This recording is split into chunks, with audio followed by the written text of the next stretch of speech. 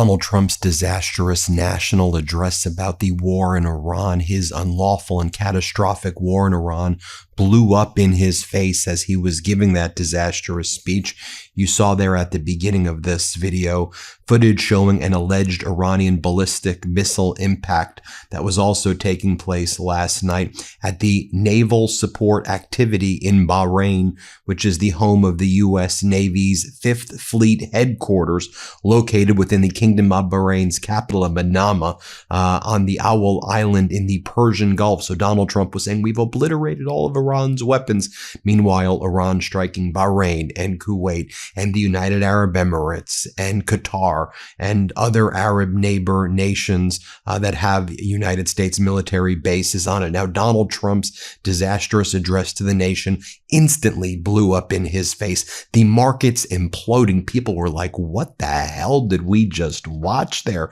Wasn't he supposed to say how we were going to get out of Iran? And nothing that he said made sense. And he was cognitively and physically deteriorating before our eyes.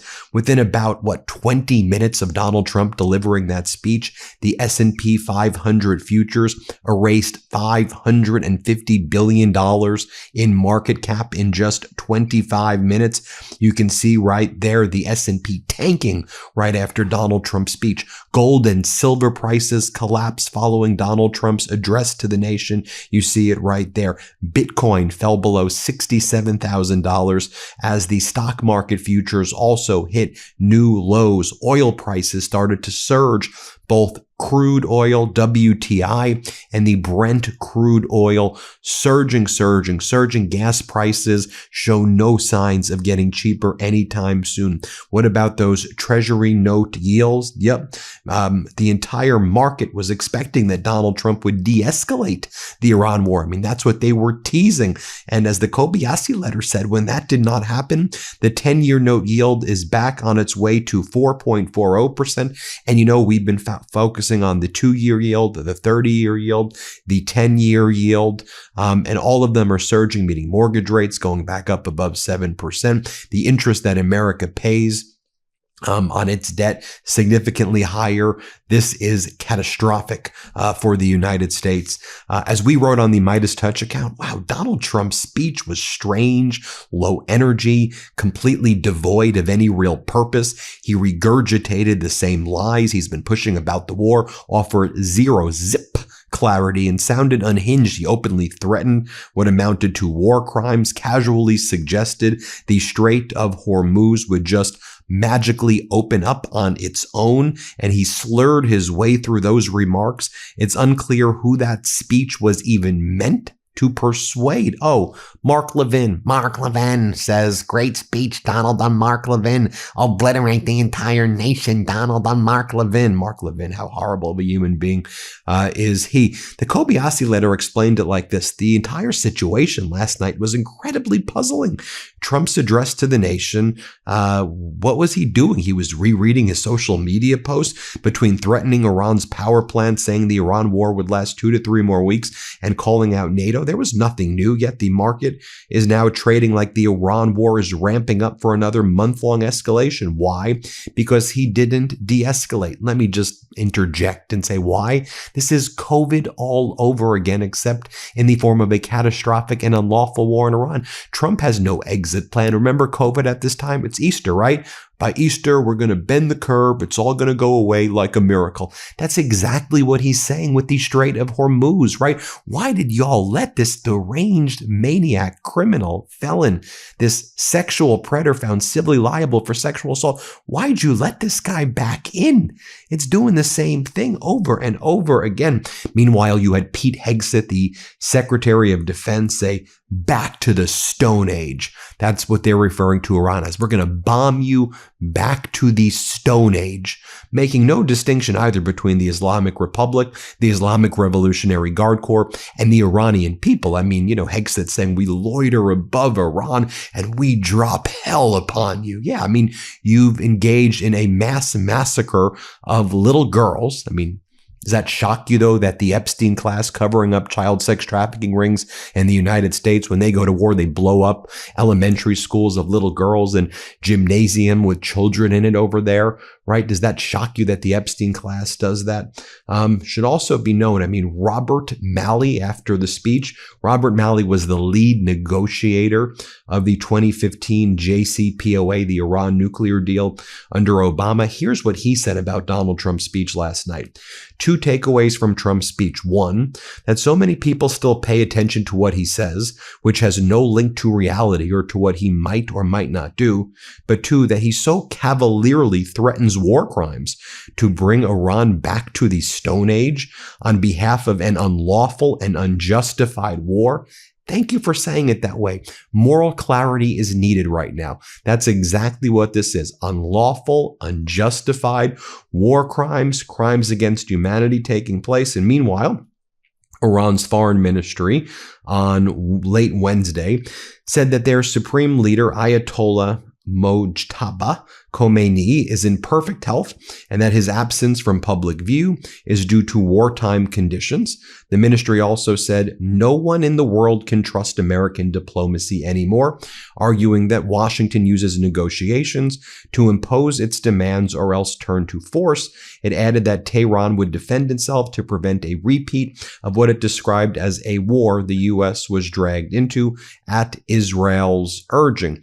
Yesterday, I also read for you the letter from President Pezeshkian of Iran. He did an open letter to the American people that's since gone viral. It's been read tens of millions of times, where he said to the American people, while our war isn't against you, your regime brought you into this war. Donald Trump, Netanyahu got you into this war. That's why you're suffering right now, is basically what he said. And he said, we retaliate. If they attack our plants, we attack their plants. If they attack our schools, we attack our schools. We do proportional responses, is what they say. And then Pezeshkian says, we're not going to be surrendering anytime soon. There's everything that Donald Trump says is lying. There's no productive negotiations or negotiations taking place at all.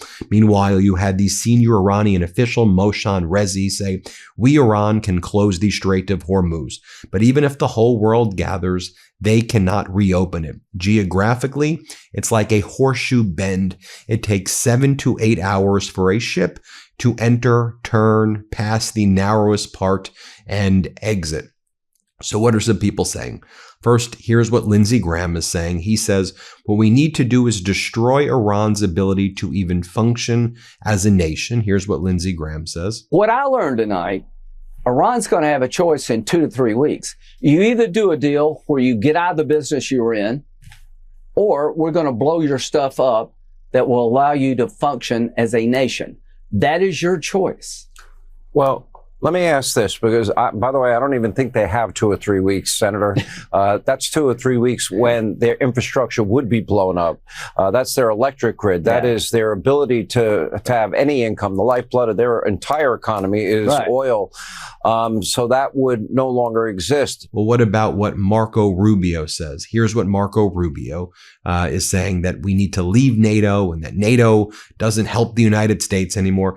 We saw Rubio yesterday, Trump yesterday, ambassador to NATO Whitaker. All these Trump regime officials continuously attacking NATO over and over again yesterday.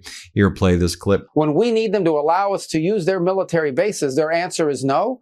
Then why are we in NATO? You have to ask that question. Why do we have billions and billions of dollars, hundreds of billions of dollars, over the years, trillions of dollars, and all these American forces stationed in the region? If we can only use, in our time of need, we're not going to be allowed to use those bases.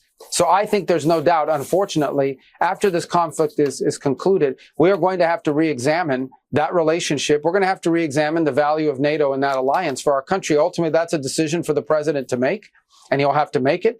We're going to finish the job here. As I said, we're very, very close to achieving our objectives on all of these things that I've outlined. But I do think, unfortunately, we are going to have to re-examine whether or not this alliance that has served this country well for a while is still serving that purpose, or is it now become a one-way street where America is simply in a position to defend Europe, but when we need the help of our allies, they're going to deny us basing rights and they're going to deny us overflight. I think these are very legitimate questions that we need to be asking, and these are going to have to be very carefully examined after this conflict is over. And meanwhile, you have the United Kingdom, who Donald Trump was attacking as well, hosting a meeting with the following countries to discuss the situation in the Strait of Hormuz. It's basically every country other than the United States at this point, or lots of countries other than the United States, because everyone's like, the U.S. is not a reliable partner. Donald Trump's a maniac. We can't deal with him. And I mean, did you see Donald Trump's speech last night? I don't want to show it all again because, it was beyond the pale. But before he gave the speech, did you see him cognitively deteriorating, addled, where he started attacking Supreme Court justices? He called the Supreme Court justices he appointed stupid. He said they're stupid idiots, the Supreme Court. Remember, Donald Trump attended briefly yesterday the Supreme Court oral arguments where Trump tried to overthrow birthright citizenship via an executive order.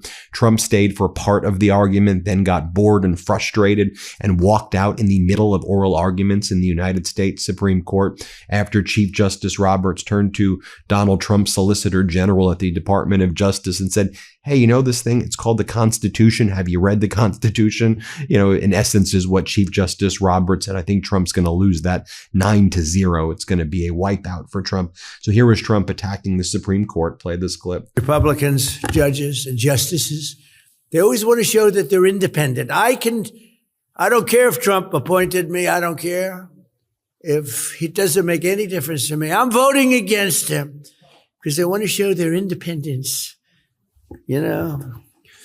Stupid people.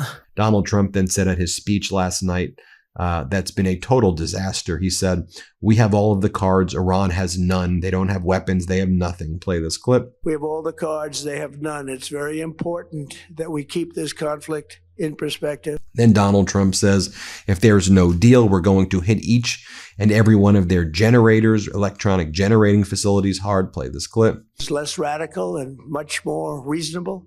Yet if during this period of time no deal is made, we have our eyes on key targets.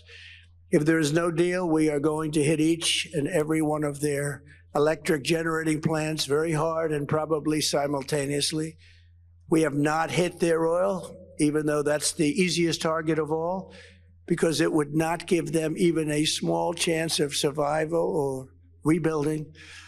But we could hit it, and it would be gone, and there's not a thing they could do about it. Yeah, that's a war crime, Donald, that you're referring to. And then Donald's like, we're going to blow them up to the Stone Ages. Here, play this clip. We're going to hit them extremely hard over the next 2 to 3 weeks.